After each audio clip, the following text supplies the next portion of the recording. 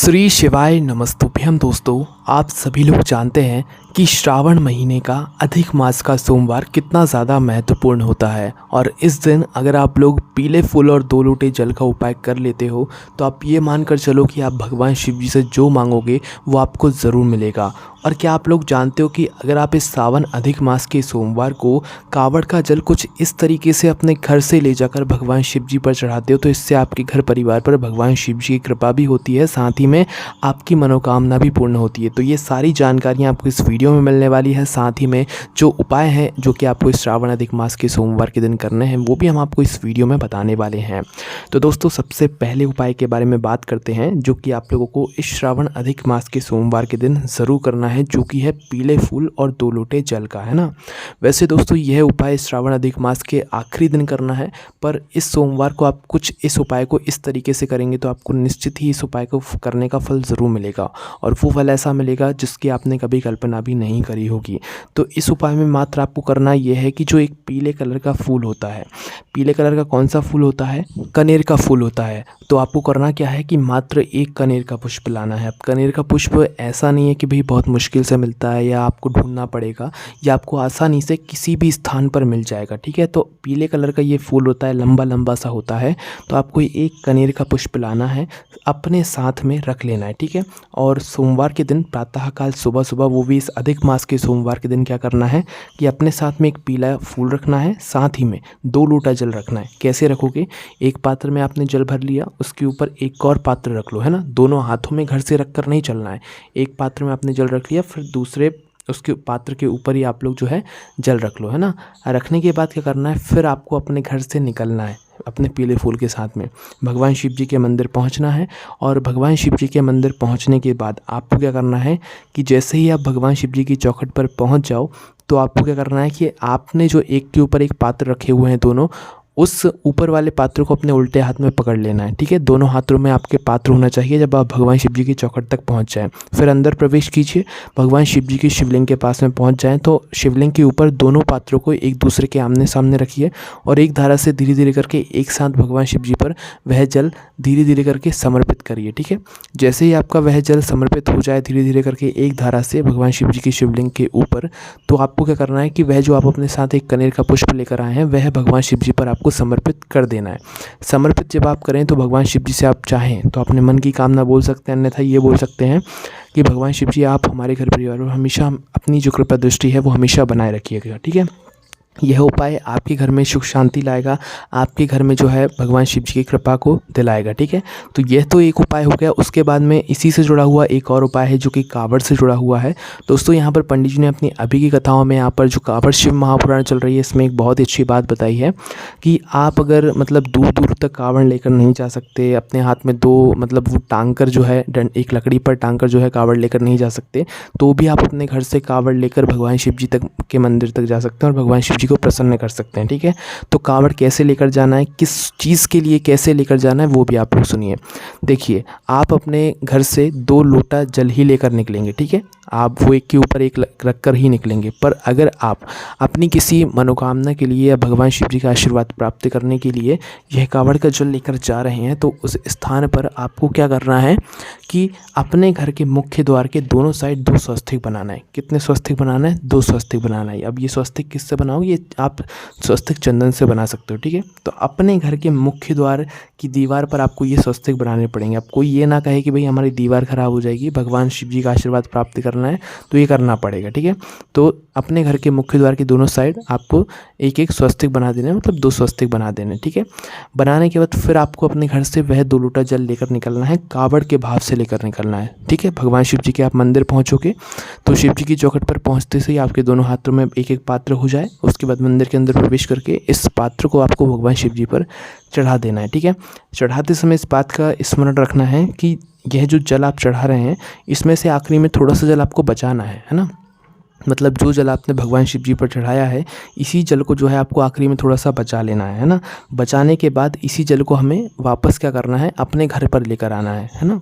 तो आपने दोनों पात्रों में थोड़ा थोड़ा जल बचा लिया। अब इन दोनों पात्रों के थोड़े थोड़े जल को लाकर अपने घर पर लाकर इसी जो आपने स्वस्तिक बनाए हैं दो, इन्हीं दोनों स्वस्तिक के ऊपर जो है इस जल को समर्पित कर दो, है ना। और फिर भगवान से वहीं पर खड़े होकर प्रार्थना कर लो कि आपका जो आशीर्वाद है वो हमें हमारे घर परिवार पर हमेशा बना रहे। अगर कोई इस उपाय को मतलब संतान प्राप्ति के लिए कोई माताएं बहनें करना चाहती हैं तो अपने घर से 4 या 5 चावल के दाने लेकर निकलें, है ना। और अगर कोई मतलब भगवान शिव की कृपा पाने के लिए करना चाहता है कावड़ के भाव से, तो भाई वो 2 स्वस्तिक बनाकर भी इस उपाय को कर सकता है, ठीक है। चलिए अब बात करते हैं अगले उपाय के बारे में, जो कि आपको इस अधिक मास के सोमवार के दिन करना है। तो यह जो दूसरा उपाय है ये गमले वाला उपाय है, और ये उपाय कोई भी कर सकता है। इस उपाय को करने से भी भगवान शिव की कृपा आशीर्वाद आपको प्राप्त होगा, ठीक है। इस उपाय में करना क्या होता है कि आपके घर में जो भी गमला हो, उस गमले में जो भी पौधा लगा हुआ हो, मात्र तुलसी जी के पौधे को छोड़कर, तो आपको क्या करना है, आपके घर में जो भी पौधा हो, जो भी गमला हो, क्या करना है, उस पौधे के नीचे गमले के अंदर ही एक छोटा सा पार्थिव शिवलिंग का निर्माण कर देना है। मिट्टी को भी नहीं उठाना है, वहीं के वहीं मिट्टी को थोड़ा सा ऊपर करके जो है शिवलिंग का निर्माण कर देना है ना। जब आप यह निर्माण करो तो आपको जो है शुद्ध रहना है, शुद्ध वस्त्र पहनना है, स्नान वगैरह सब करने के बाद ही प्रातःकाल सुबह सुबह सोमवार के दिन करना है इस उपाय को, है ना। तो आपने एक मतलब शिवलिंग का रूप दे दिया वहाँ पर। उसके बाद में आपको करना क्या है कि शिवलिंग की आपको पूजन आराधना करनी है, शिवलिंग का अभिषेक करना है, चंदन बेलपत्र फूल वगैरह जो आप जैसे आप भगवान शिव जी की पूजन आराधना करते हैं वैसे ही आपको इस शिवलिंग की पूजन आराधना करना है। पूजन आराधना करने के बाद आपको क्या करना है कि यह जो शिवलिंग का आपने पूजन आराधना किया है इसका दर्शन करके आप लोगों को जो है 15-20 मिनट तक इसे ऐसे ही छोड़ देना है। 15-20 मिनट के बाद आपको थोड़ा सा और अलग से जल लाना है और इस शिवलिंग का वहीं के वहीं विसर्जन कर देना है। विसर्जन करने के लिए आपको मात्र थोड़ा सा जल छिड़क देना है या अलग से थोड़ा सा जल डाल देना है। वहाँ पर आपको मिट्टी से कुछ भी नहीं करना है, वो शिवलिंग से कुछ भी नहीं करना है, मात्र वैसे ही मतलब विसर्जन हो जाएगा, वो अपने आप मिट्टी वहीं की वहीं समा जाएगी, ठीक है। तो इस उपाय को भी आप ज़रूर कीजिएगा और इस उपाय को अपनी किसी एक मनोकामना के लिए भी ज़रूर कर सकते हैं। और जब आप यह विसर्जन कर रहे हो 15 से 20 मिनट बाद, उस समय आप अपनी मनोकामना भगवान शिव जी से बोल सकते हैं, आपकी वह मनोकामना ज़रूर पूर्ण होगी, ठीक है। तो दोस्तों ये उपाय भी आप ज़रूर कीजिएगा। उसके बाद में दोस्तों बात करते हैं अगले उपाय के बारे में। दोस्तों अधिक मास का सोमवार है, कोई छोटा सोमवार नहीं है और अधिक मास जाने में अब समय भी नहीं बचा हुआ है। तो 108 सामग्री वाला आप यह वाला विशेष उपाय भी ज़रूर करके देखिएगा, ठीक है। इस उपाय में आपको करना क्या होता है कि 108 कोई भी ऐसी सामग्री लेनी होती है जो भगवान शिव जी पर समर्पित होती हो। सबसे जो आसानी से मिलने वाली जो 108 सामग्री है वो है दोस्तों चावल का दाना। आपके घर में, आपके रसोई घर में आपको चावल का दाना आसानी से मिल जाएगा। तो आप क्या करें कि प्रातःकाल सुबह सुबह 108 चावल के दाने अपने घर से गिनकर लेकर निकलें और भगवान शिव जी के मंदिर पहुँचें। अब बहुत सारे लोगों के मन में ये प्रश्न आता है इस उपाय करते समय कि 108 चावल के दाने एक साथ चढ़ाएं या एक एक करके चढ़ाएं। देखो दोनों तरीक़ों से आप चढ़ा सकते हो 108 चावल के दानों को, या 108 जो भी आप सामग्री लेकर जा रहे हो, बेलपत्र लेकर जा रहे हो या शिव जी पर चढ़ने वाला सफ़ेद फूल लेकर जा रहे हो, गुलाब का फूल लेकर जा रहे हो, 108 गुलाब की पंखुड़ियाँ लेकर जा रहे हो, हरे मूंग के दाने लेकर जा रहे हो, कुछ भी लेकर जा सकते हो जो भगवान शिव जी पर समर्पित होता हो, वही 108 लेकर जा सकते हो। क्या आप 108 सामग्री को एक साथ चढ़ाना ज़रूरी होता है या एक एक करके चढ़ाना ज़रूरी होता है? तो देखो ये आपके ऊपर है कि अगर आपको ज़्यादा कृपा चाहिए, भगवान का आशीर्वाद चाहिए और उस उपाय को पूर्ण फल चाहिए, तो उस स्थान पर आपको वह जो सामग्री आप लोग लेकर गए हो वह एक एक करके और श्री शिवाय नमस्तुभ्यम बोलकर भगवान शिव जी पर चढ़ानी चाहिए। उदाहरण के लिए आप चावल लेकर गए हो तो एक चावल का दाना जैसे आपने भगवान शिव जी के शिवलिंग पर चढ़ाया तो श्री शिवाय नमस्तुभ्यम बोला। ऐसे ही पूरा 108 बार जब आप शिवलिंग पर वह चावल का दाना या 108 सामग्री चढ़ाओगे तो मतलब श्री शिवाय नमस्तुभ्यम आपको जो है विशेष रूप से बोलना है, ठीक है। इस वाली क्रिया को करने से आपको ज़्यादा फल मिलेगा इस उपाय को करने से, ठीक है। और चाहो तो एक साथ भी चढ़ा सकते हो, पर एक साथ चढ़ाने से उतना फल नहीं मिलेगा जितना आपको एक एक करके श्री शिवाय नमस्तुभ्यम बोलने से जो है फल मिलेगा, ठीक है। तो 108 सामग्री वाला भी उपाय आप लोग ज़रूर कीजिएगा। भले ही आपके पास कुछ ना हो तो 108 सामग्री कोई भी ले लेना आप लोग, भले ही पंखुड़ियाँ ले लेना सफ़ेद फूलों की, लाल फूलों की, पर ज़रूर चढ़ाना, है ना। उसके बाद में दोस्तों बात करते हैं अगले उपाय के बारे में जो कि बेलपत्री की डूंट का उपाय है। इस उपाय को करने से भी भगवान से आप जो मांगोगे वो आपको ज़रूर प्रदान करेंगे। भले ही आप भगवान से धन की कोई समस्या के बारे में मतलब मांगो या आप अपनी परीक्षा के लिए कोई बात करो तो वो आपकी मनोकामना ज़रूर पूर्ण करेंगे। इस उपाय में आपको करना कुछ नहीं होता है, अपने साथ में थोड़ा सा चंदन लेना होता है, साथ में एक बेलपत्री रखनी हुई होती है जिसके पीछे डूंट लगा हुआ हो, है ना। तो ये दोनों चीज़ें लेकर आपको अधिक मास के सोमवार के दिन प्रातःकाल सुबह सुबह भगवान शिव जी के मंदिर पहुंचना होता है। मंदिर पहुंचने के बाद आपको करना मात्र ये होता है भगवान शिव जी के ऊपर जल चढ़ाकर पूजन अर्चना कर कर भगवान शिव जी के पास में बैठ जाना होता है। उसके बाद में आपके पास जो बेलपत्री है और आपके पास जो चंदन है, वो उस चंदन को सबसे पहले आप थोड़ा सा किसी पात्र में, अलग से छोटी से पात्र में घोल लीजिए, उसको गीला कर लीजिए।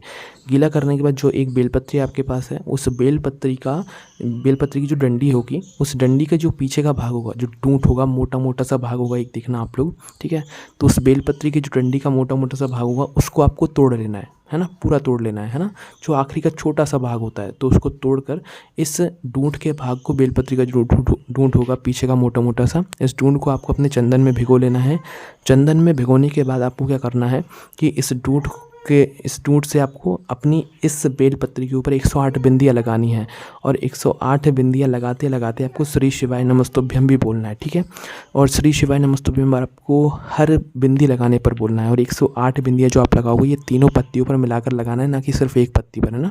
तो उस बेलपत्री की ही तीनों पत्ती पर 108 बार बिंदी लगाओ श्री शिवाय नमस्तुभ्यम बोलकर, और उसके बाद इस बेलपत्री को आप चढ़ा दो भगवान शिव जी की शिवलिंग के ऊपर, अपनी किसी भी मनोकामना को बोलते हुए। आपकी वह मनोकामना ज़रूर पूर्ण होगी, क्योंकि आप इस उपाय को कब कर रहे हो, जब भगवान शिव जी का मतलब सबसे प्रिय महीना, बहुत ही मतलब संयोग का महीना, हरि और हर का जब मिलन चल रहा है, उस महीने में आप इस उपाय को कर रहे हो, ठीक है।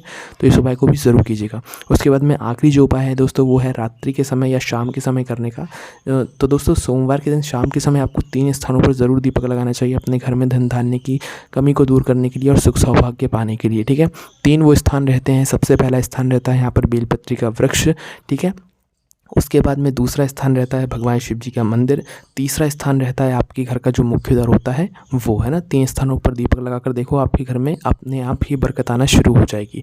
तो आप करके ज़रूर देखिए इन सारे उपाय। कोई भी समस्या आती है आप हमसे कमेंट करके पूछ सकते हैं, और ये सारी जानकारी उपाय आप हमारी वेबसाइट भोलेनाथभक्ति.com पर जाकर भी पढ़ सकते हैं। कोई भी समस्या आए तो कमेंट करके पूछ सकते हैं। ओम नमः शिवाय, जय भोले बाबा, श्री शिवाय नमस्तुभ्यम।